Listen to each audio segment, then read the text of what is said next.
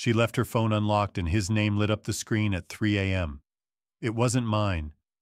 That's when I knew our love was a lie. If this story stirred something in your heart, give it a like, share your thoughts below, and subscribe to Revenge Forge, where every story reminds us that pain can lead to power. I'm Bradley Morton, 41, a senior operations director at a logistics firm in Nashville, Tennessee. My life was a well-oiled machine, steady, powerful, damn near flawless. My wife, Lindsay, 33, was a wildfire, sharp-witted with a laugh that could charm a boardroom and curves that stopped traffic.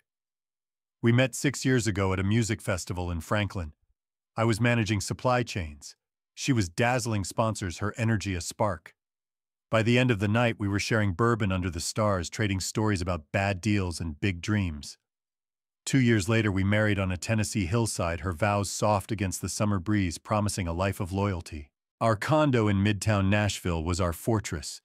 Polished oak floor-to-ceiling windows, a rooftop deck where we'd sip whiskey and plan our future. I earned $230,000 a year streamlining operations for a firm pulling in $150 million annually. Lindsay was our marketing lead, her campaigns landing clients from Memphis to Miami. We were a force-me-the-backbone of the deals, her the charisma that sold them. Weekends were for hiking in Percy Warner Park, hitting honky-tonks on Broadway, or just us tangled in bed sketching plans for a cabin in Gatlinburg. But even the tightest machines falter.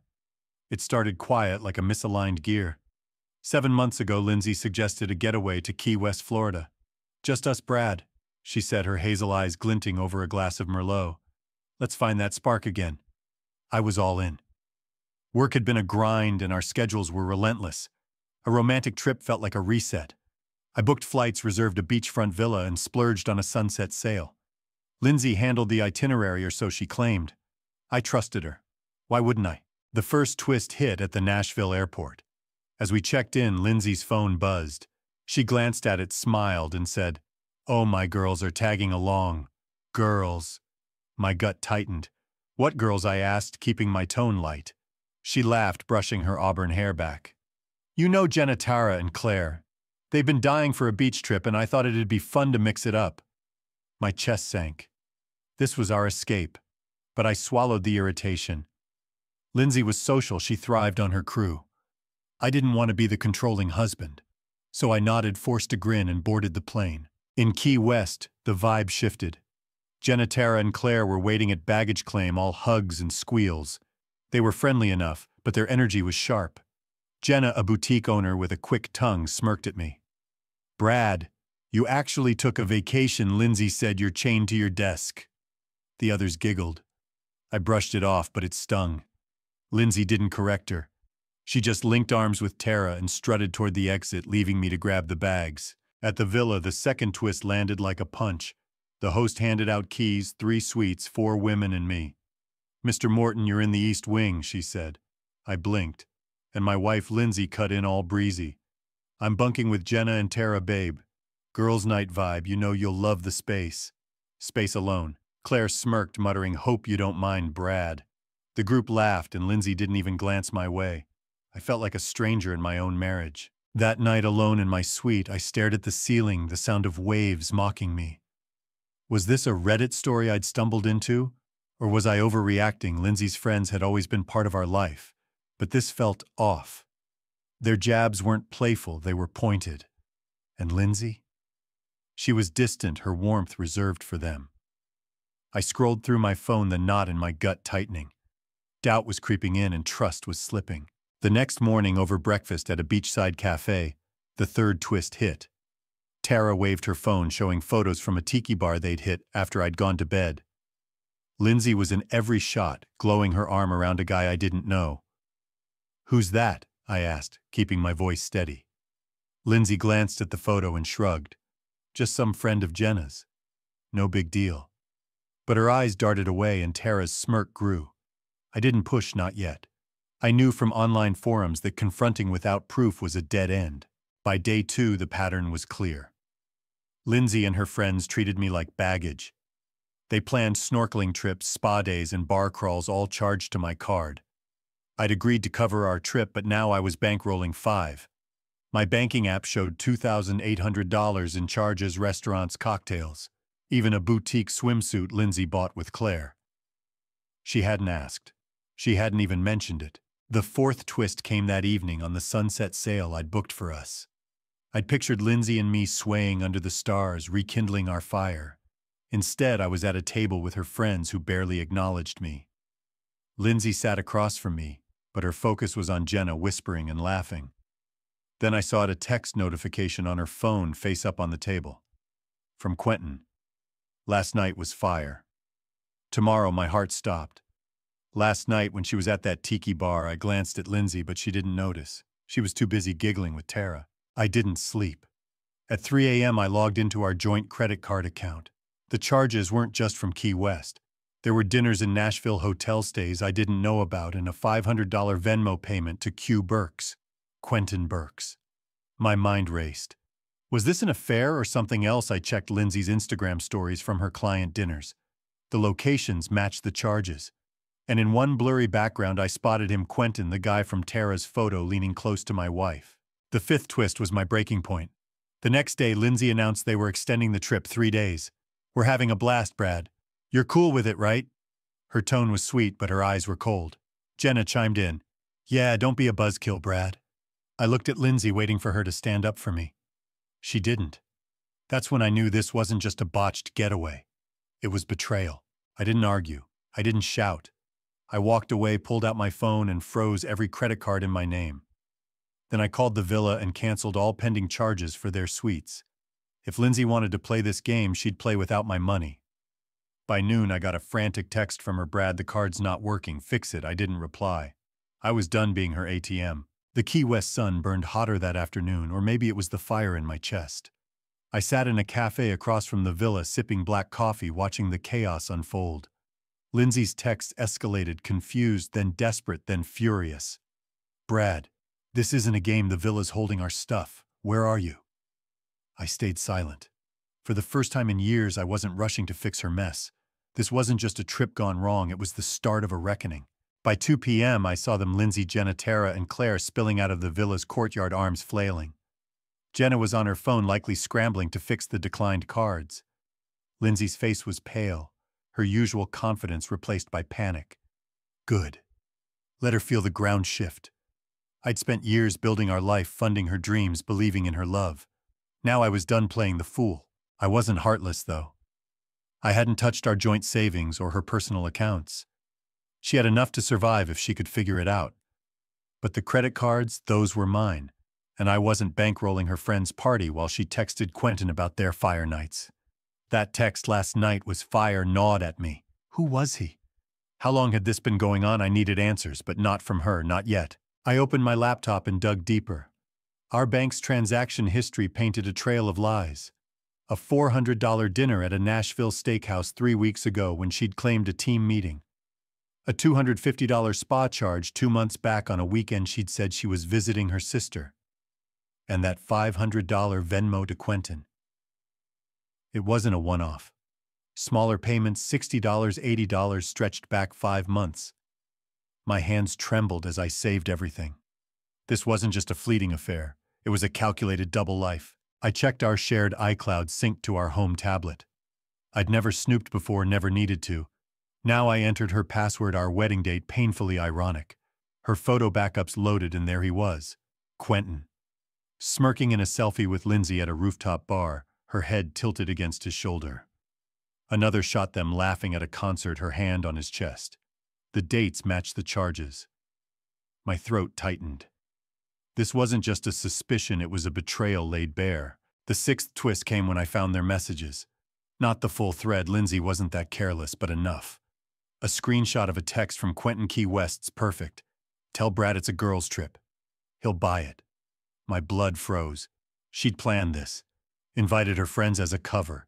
Used me as a wallet while she played lover with him. This wasn't just infidelity. It was a heist of my trust. I could have confronted her then. Stormed across the street, shown her the screenshots, demanded the truth. But rage doesn't win in a game like this. Strategy does. I closed my laptop, paid for my coffee, and walked to an ATM. I withdrew $1,000 in cash for me, not her. A safety net. Then I called my brother Derek, a lawyer in Knoxville. Brad, what's wrong? he asked, sensing my tone. I laid it out: the trip, the texts, the charges. Quentin. He didn't hesitate. Lock everything down. Change passwords, secure your accounts, and don't let her spin this. I'll draft a separation agreement today. Derek's words grounded me. I wasn't just a husband in a Reddit story. I was a man reclaiming his life. I spent the next hour fortifying my digital world, new passwords for my email bank and investment accounts. I even removed Lindsay's access to our home security system. If she wanted back into our Nashville condo, she'd have to face me first. By evening, the seventh twist hit. I got a call from an unknown number. Brad, it's Claire, Lindsay's friend, the quiet one who hadn't mocked me as much. Her voice was shaky. I didn't know it was this bad. Lindsay's freaking out. The villa's holding our bags and Jenna and Tara ditched her. I feel awful. I thought it was just a fun trip. I stayed silent, letting her talk. She's been weird. Talking about some guy, Quentin. I didn't think it was serious, but now... I'm sorry, Brad, you didn't deserve this. Claire's confession wasn't absolution, but it was clarity. Even her friends saw Lindsay's game. Thanks for telling me, I said, keeping my tone even. What's she doing now? Claire sighed. She's trying to call her brother, but he's not picking up. She's stuck. I ended the call, my mind racing. Lindsay's brother Owen was a hothead who'd never liked me. If she was desperate enough to call him, she was out of moves. I didn't return to the villa. Instead, I checked into a small inn a mile away, paid in cash. My phone buzzed with voicemails from Lindsay 567. I didn't listen. Not because I couldn't handle it, but because I needed to stay sharp. This wasn't just a moment of weakness. It was a war for my dignity. The next morning, Bradley sat in his inn room, the Key West waves crashing outside, his resolve hardening. Lindsay's betrayal wasn't just a personal wound. It was a calculated strike. But he wasn't down yet. He had one move left before he decided his next step, and it started with finding out who Quentin Burks really was. The Key West sunrise burned across the horizon as I sat in my inn room, Claire's confession ringing in my ears. My wife Lindsay wasn't just cheating, she'd crafted a double life with Quentin Burks, turning our getaway into a stage for her betrayal. The condo we'd built, the vows we'd sworn, the dreams we'd shared, it was all smoke. I poured a black coffee, the bitter edge sharpening my focus, and opened my laptop. The back door to our firm's logistics database glowed like a hidden blade. One command could freeze every supply chain, every client contract, leaving Lindsay and Quentin with nothing to exploit. But I wasn't ready to strike. I needed to expose every strand of their conspiracy, Claire, Quentin, Lindsay, and whoever else was weaving it. I called Tara at 6 a.m., her voice steady despite the hour. Claire talked, I said, keeping my tone low. Lindsay's been planning this with Quentin. I need more his role, his leverage, any other players. Tara didn't blink. Got it, Bradley. Give me 48 hours. While she dug, I reached out to Jenna, a former marketing coordinator at our firm, who'd left a year ago after Lindsay outshined her in a promotion race. Jenna was 34 sharp and no nonsense, with a knack for spotting deception. We met at a cafe near Duval Street, the smell of Cuban coffee and salt air thick. I handed her a USB drive with Tara's initial evidence photos of Lindsay and Quentin Venmo payments to Q. Burke's texts tying him to the affair. They're not just sneaking around, I said. They're up to something bigger. I need to know what. Jenna's eyes narrowed as she scanned the files. Lindsay's always been a schemer, she said, her voice low. She pushed me out when I questioned her campaign budgets. But Quentin, that's a new low. There's more, I said. They're using firm resources. I found charges on my card, $2,800 in Key West alone. I think they're skimming, or worse. Jenna leaned back, her coffee cooling. I've got a contact in your firm's finance team. Let me dig. By noon, Jenna texted back Quentin wasn't just a fling. He was a senior account executive at our firm, hired 7 months ago, and had been partnering with Lindsay on major client pitches. They were pitching a new logistics optimization strategy, my strategy, the one I'd spent years refining, to a rival firm in Miami, Coastal Dynamics, for $3.5 million. The meeting was set for tomorrow at the Fontainebleau Hotel. But Jenna's contact dropped a twist. Quentin was working a side deal. If Coastal passed, he had a backup buyer, a private logistics group in Orlando, ready to pay $2.9 million, no questions asked. Lindsay didn't know about it. Quentin was double-crossing her. I dove into Quentin's digital trail, using the back door to access his firm email. His security was laughable. Predictable passwords, no two-factor. I found a thread with a name I didn't expect: Diane Kessler, 42, our CFO. She'd always been reserved all budgets and no charm, but her emails to Quentin were cold and precise. Keep Morton out. Coastal's the priority, but Orlando's our fallback. Lindsay's too emotional, she'll crack. Quentin's reply: don't worry, Diane. She's under control. Diane, the CFO, in on the heist. My chest tightened. This wasn't just an affair or a theft, it was a corporate conspiracy. I sent the emails to Jenna, who cursed over the phone. Diane's been shady forever, she said. She's got her hands in every financial report. This is her cash out. What's her angle? I asked, pacing the in-room, the ocean, a steady hum outside. Money, Jenna said. She's got a divorce settlement bleeding her dry, alimony, legal fees. Selling your strategy clears her debts and funds her exit. I needed more. I called Tara. Look into Diane Kessler, CFO.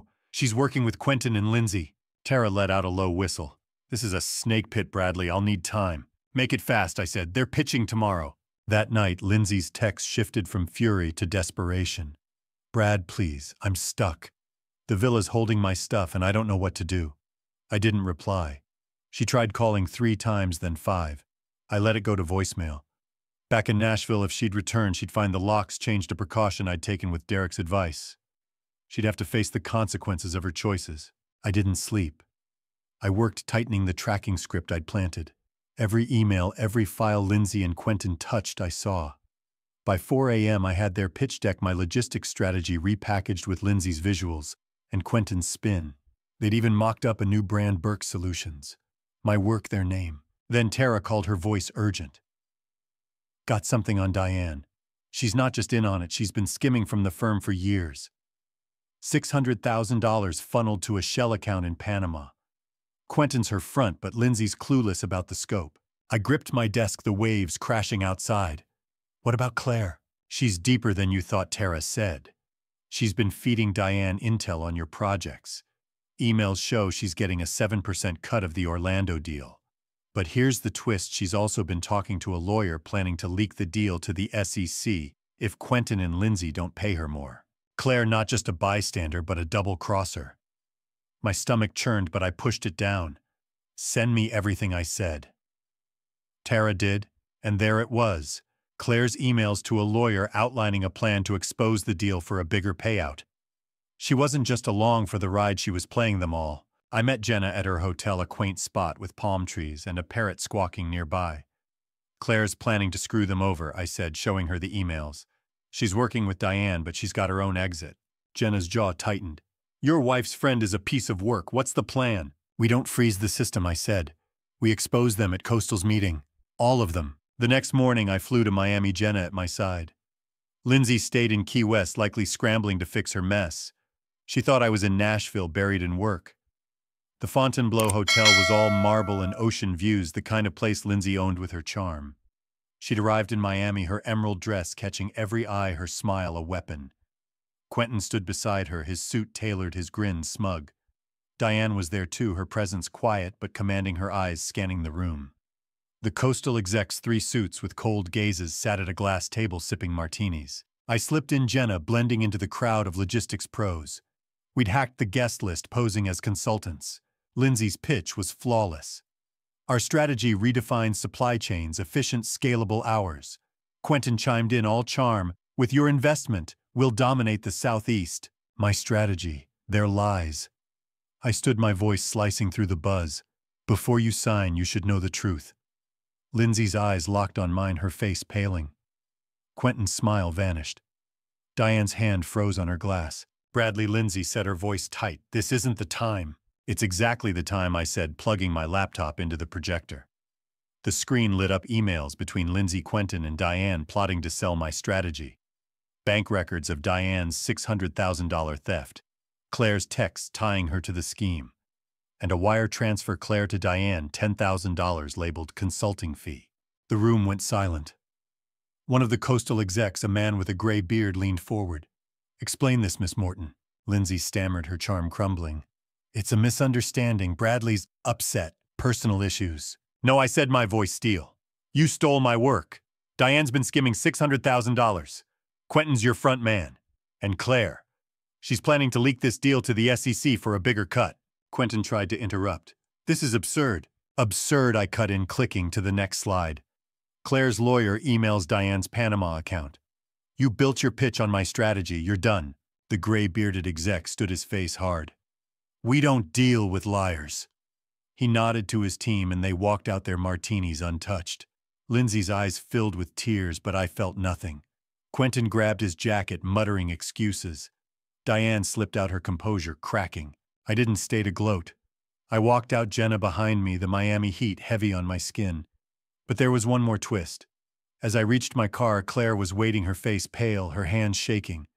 Bradley, we need to talk. You're out of chances, I said, my voice cold. It's not what you think, she said, her voice breaking. Diane forced me. She's got dirt on me, bad debts, a failed boutique. I didn't want to hurt you. I stared at her, the friend who'd stood by Lindsay, the woman who'd sold me out.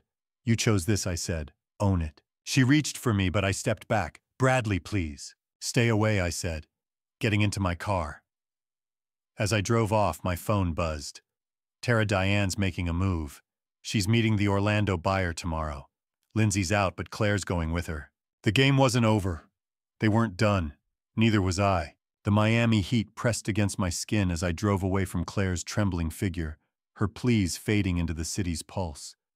My wife, Lindsay, Quentin Burks, Diane Kessler, and even Claire, they'd woven a tapestry of lies to strip me of my work, my trust, my life. But I wasn't unraveling.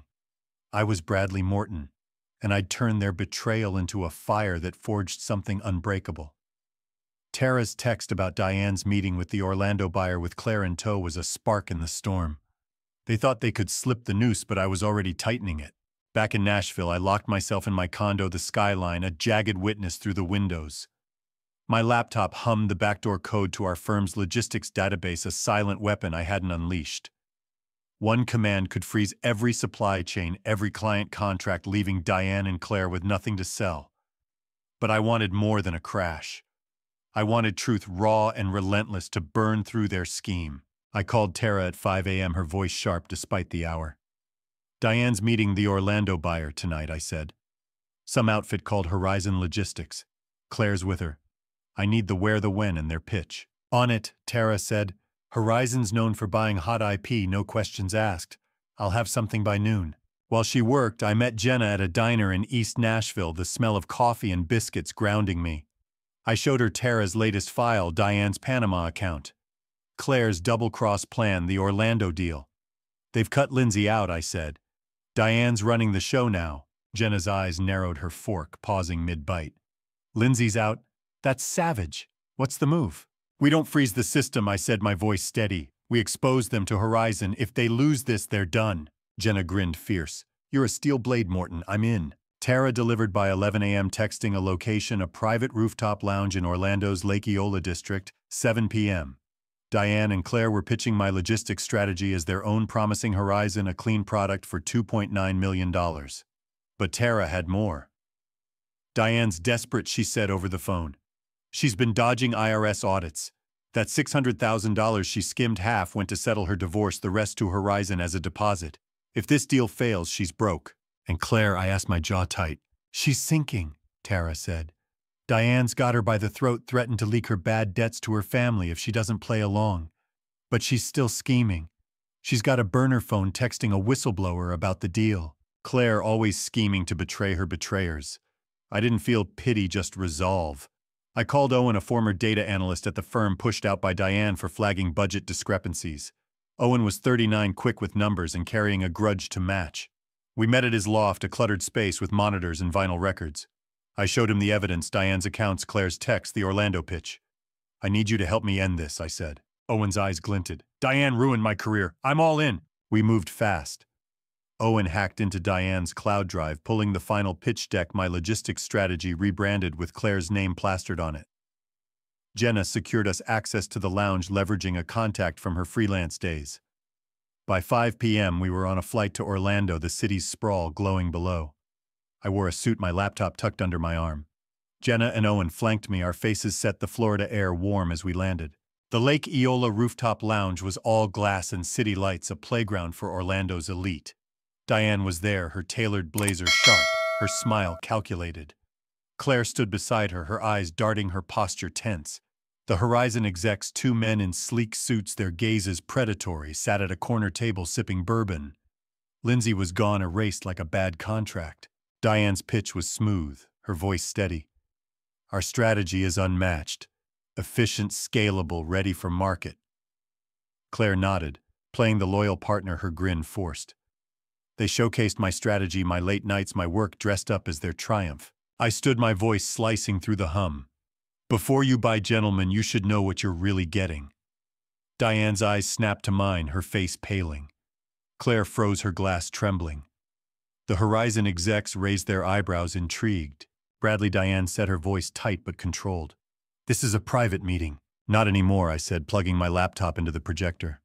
The screen lit up emails between Diane and Claire plotting to sell my strategy.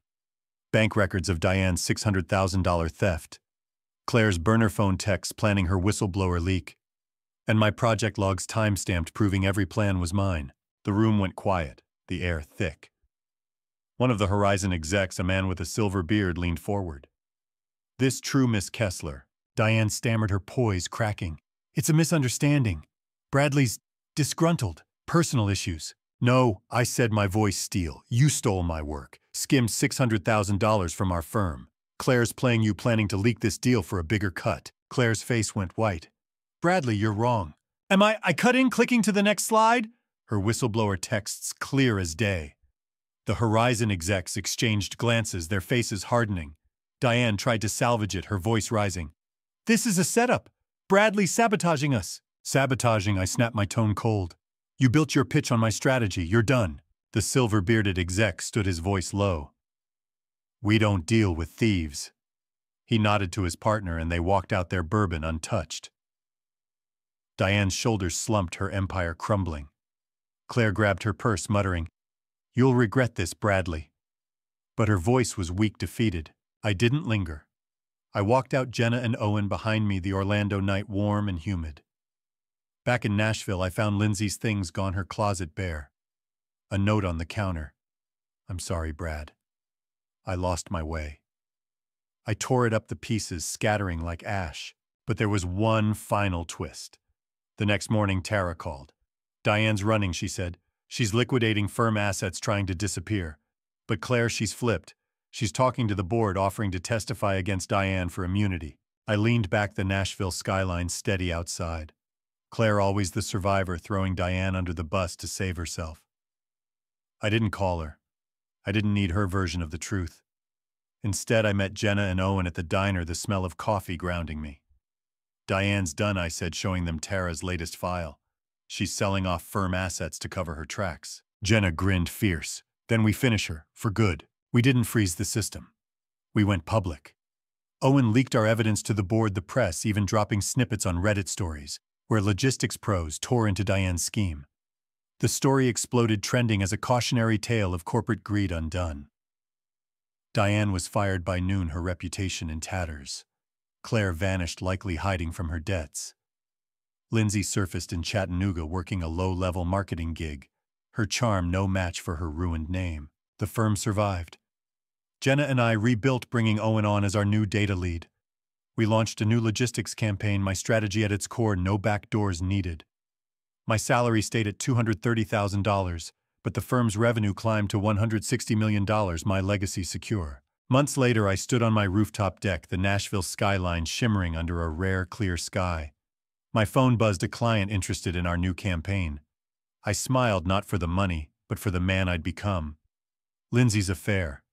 Claire's betrayal. Diane's greed, they'd tried to break me, but I'd forged something stronger. So what would you have done? Exposed them like I did, or walked away, letting their lies fester? Sometimes I wonder if I should have let go sooner, spared my heart the scars. What do you think? You're here because this story meant something. Don't scroll away without leaving a thought in your subscription. Revenge Forge is where real stories find their voice in yours.